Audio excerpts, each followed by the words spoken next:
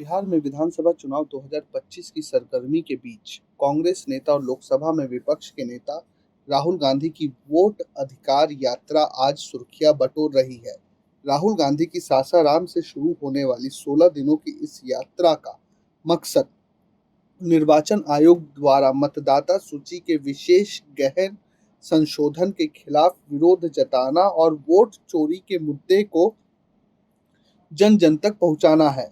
RJD supremo Lalu Yadav की यात्रा को हरी झंडी दिखाकर रवाना कर दी है, लेकिन सवाल ये उठ रहा है कि राहुल गांधी की इस यात्रा रूपी रथ का पहिया कीचड़ से बाहर निकल पाएगा भी कि नहीं। इस यात्रा में राष्ट्रीय जनता दल के सीएम फेस तेजस्वी यादव अर्जुन की मुख्य भूमिका में नजर आएंगे, तो क्या राहुल गांधी की भूमिका सारथी की होगी? राहुल की इस यात्रा से महागठबंधन बिहार में कितना मजबूत होगा? राहुल गांधी की यह यात्रा सासाराम से होकर बिहार के 25 जिलों से गुजरेगी और 1 सितंबर को पटना के गांधी मैदान में एक विशाल रैली के साथ समाप्त होगी।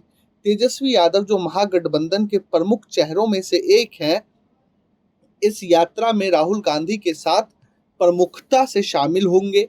आरजेडी ने अपने आधिकारिक एक्स हैंडल पर कहा, भाजपा के आदेश पर चुनाव आयोग द्वारा बिहार वासियों के मताधिकार के साथ खिलवाड़ के खिलाफ युवा जननेता तेजस्वी यादव वरिष्ठ कांग्रेस नेता राहुल गांधी जी के साथ वोट अधिकार यात्रा पर निकलेंगे।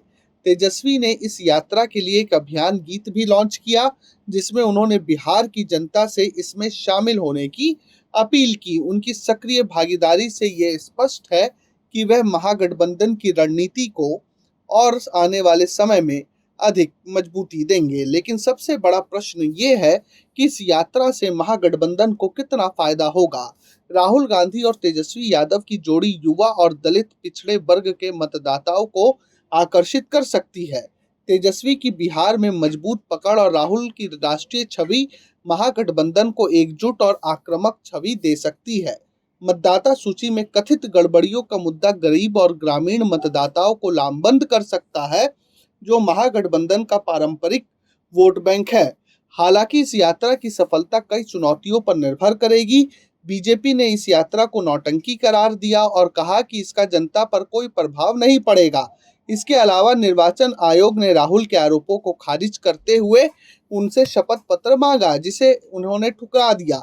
यदि महागठबंधन इस मुद्दे को जनता तक प्रभावी ढंग से नहीं पहुंचा पाया, तो ये यात्रा केवल प्रतीकात्मक यात्रा के रूप में बनकर रह जाएगी। अब देखना है कि बिहार चुनाव में इस यात्रा का कितना फायदा महागठबंधन को मिलता है। Bureau report, प्रजाहित।